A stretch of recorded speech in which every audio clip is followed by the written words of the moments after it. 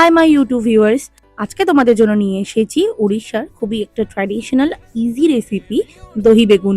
আমি চেষ্টা করেছি কিছুটা অথেন্টিসিটি দিয়ে বানানোর, বাকিটা তোমরা একটু বলতে পারো কিছু যদি ভুল হয়ে থাকে। তুমি বেগুনকে নুন, হলুদ, লঙ্কার গুঁড়ো, চিনি আর অল্প করে সর্ষের তেল দিয়ে ম্যারিনেট করে নেব।